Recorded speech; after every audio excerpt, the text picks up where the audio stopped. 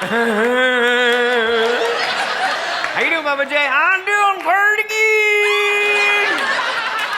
Well, I'm glad you're here. Yeah, I was fixing to come here, and I went out the front door to come here, and I came here, and I got here, and here I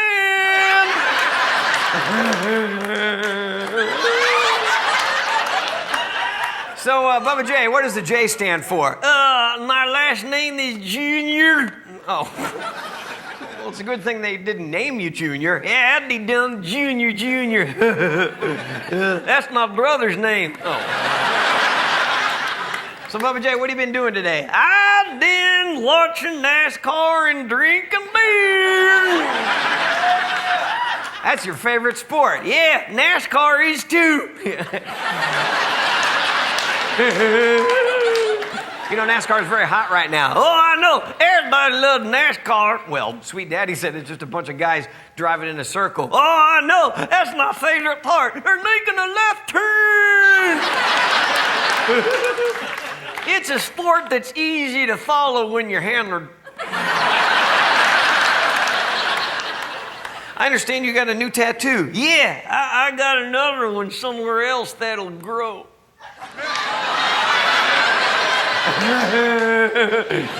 Did you get it? I got it.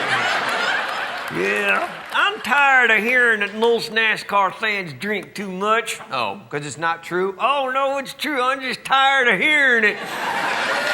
Makes me thirsty for another beer. Well, besides beer, do you ever have wine at the track? Yeah, they have box wine. Box wine. Yeah, it's wine that comes in a box. Yeah, it's great because if you had too much to drink, then you got something to throw up in. Bubba J, don't you worry about your health? Huh? Your health? Oh, like what? Your liver? Oh, no. My last deduction is the aliens took it. You think you got abducted by aliens? I don't think, I know. They took me and they stuck something in my butt.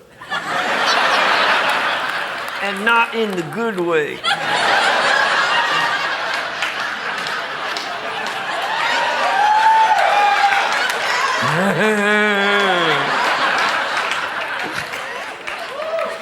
Look, Bubba J, when you go to a NASCAR race and you party a lot, who is your designated driver?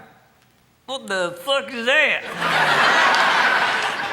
Do you drive drunk? No, officer. I'm practicing. Yeah. Bubba J, have you ever had an intervention? Yeah, and penicillin cleared it right up. The first hour of being drunk is the best hour of the night because your buzz is fresh.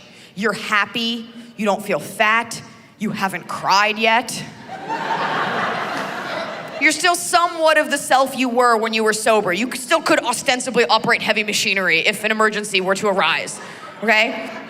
You're that buzz, you're feeling awesome. Your synapses haven't been soaked in alcohol, so you're still alert. You're feeling awesome. You walk into that bar like you own it. You kick that door open, even though it's a pull-in door. You don't care. You just walk in. Let's do shots, bitches. No. You and your awful friends line up at the bar. You're like, let's do shots. You're doing shots you have no business doing. Let's get Jägermeister, Goldschlager, Rumpelmans, Aftershock. Do you have anything else that tastes like Christmas and vomit?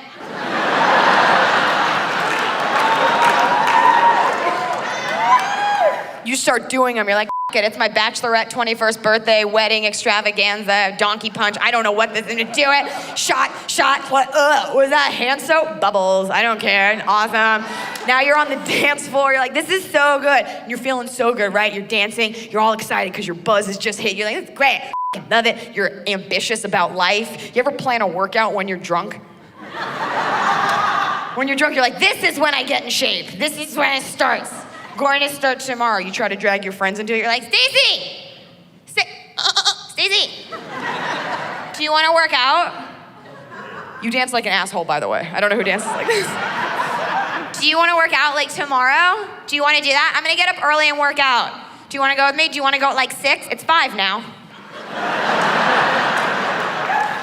Do you want to take a spin class?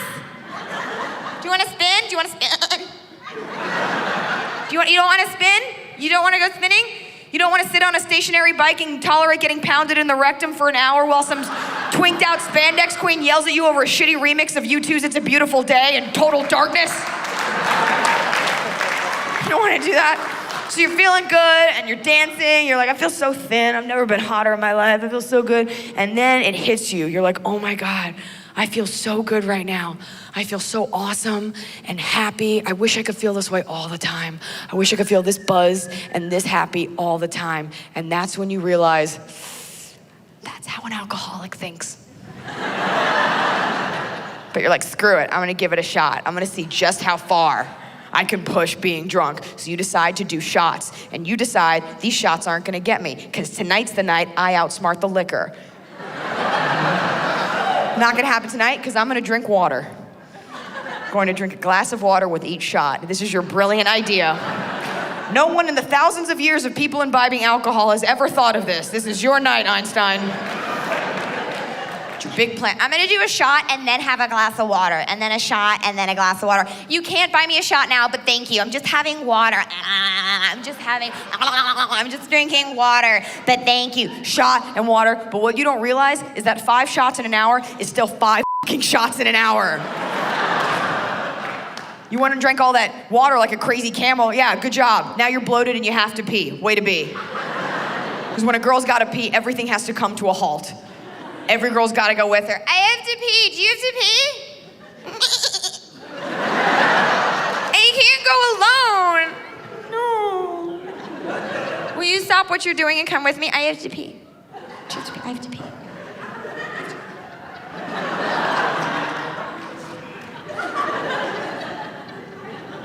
Can't go to the bathroom alone.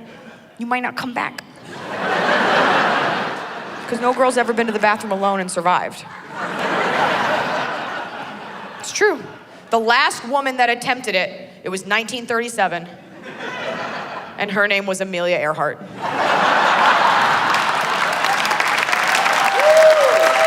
I was out at a bar the other night and I saw a guy kind of drinking like he was trying to get drunk enough to leave the YouTube comments in his heart. And I thought to myself, I don't know about that guy. And then I was like, wait a minute, I don't know about that guy. I haven't seen a guy that I haven't known about in like a year and a half.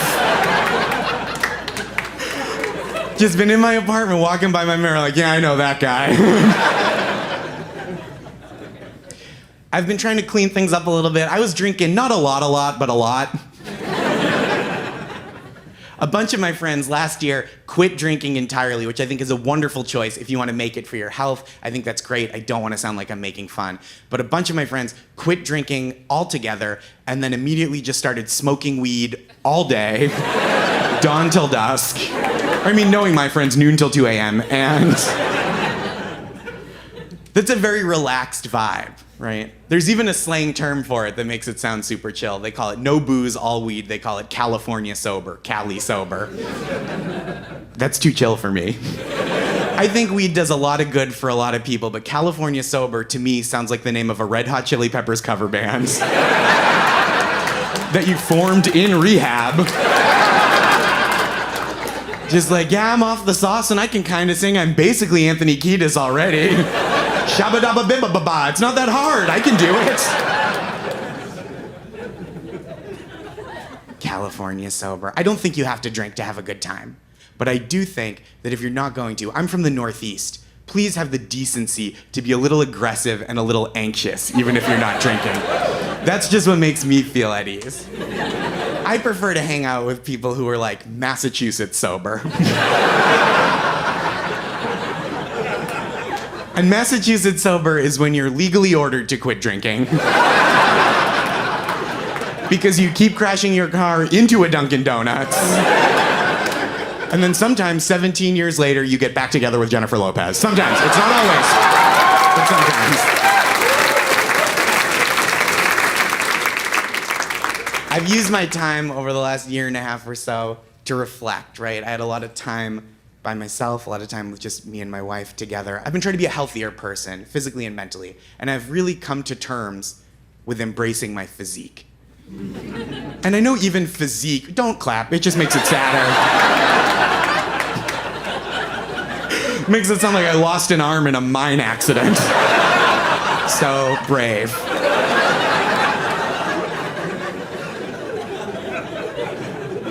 Because I do realize physique is kind of a lofty word for this kind of loose affiliation of carbon. I realize visually speaking, I have more of a physique, kind of the posture and texture of a croissant. The whole thing, top to bottom, I've been coming to terms with, coming to peace with. I started going bald young, which I recommend if you're gonna do it. Started losing my hair at 19, and if you're gonna do it like that. Because when you start thinning out at 19, you know the man you're going to be. There's no chance I was gonna hit 25 and be like, you know, if I started doing crunches, grew my hair out, I could be Keanu Reeves. I hit 25, I was like, if I do 10 or 12 bicep curls, and my scalp is smooth and symmetrical enough, I could grow into kind of a Tucci thing. That's the best I can do. I've been able to experience so many cultures, and I've drank in 71 countries. 71. 72 if you count the Vatican, but there I just had a little sip of wine and the cutest little piece of toast. And then I ate it, and I was still hungry. Right. So I go back in the line and get back up to the front, and the guy told me that you can't have seconds, which I told him I didn't think was very Christian.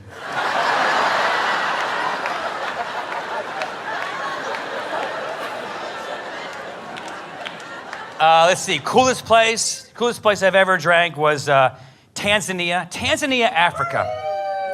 Tanzanians are here. Thank you for coming. It's never happened. I got to sit down and drink with the chief of the Maasai tribe. Now, I sat down and drank with this guy. This guy has 30 wives, 30 beautiful, beautiful ladies at his disposal 24/7 to remind him that he's an idiot. Because marriage, hey, listen, if you're with your wife, don't laugh at that. It's not, that wasn't for you. Most expensive drink I ever had was in Scotland. There I was drinking with the master distiller at Glenfiddich. And we're working our way up the Scotch ladder. We had the 12-year-old, the 15, the 25-year-old Scotch. And he's like, you know what? Hold on one second, I'll be right back. And he goes back into the office, goes into the safe, and pulls out a $10,000 bottle of 50-year-old Scotch. And he brings it out in this beautiful bottle, and he poured it. It looked amazing, and it smelled fantastic. And we drank it, and it tasted like Scotch.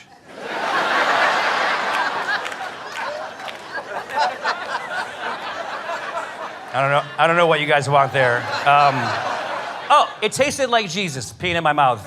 But old Jesus, not baby. You know what? I'm not helping out this situation. But you know, look, did it taste better? I don't know. It tasted different. But I think we have this fascination with the older it is, the more time it spends in a barrel, the better it is, the more expensive it is. I don't know. I don't know if that's just marketing or if it's actually true. Like I had the 25-year-old, it was good. The 50-year-old, it was good. It just tasted a little bit older than the 25-year-old. It's like my buddy's like, Zane, if you like my sister, you got to meet my grandmother because she's an old lady, and she has trouble with the stairs, and she sleeps in the cellar, and she smells like old wood. And I think you'd like her. That's what I'm just saying.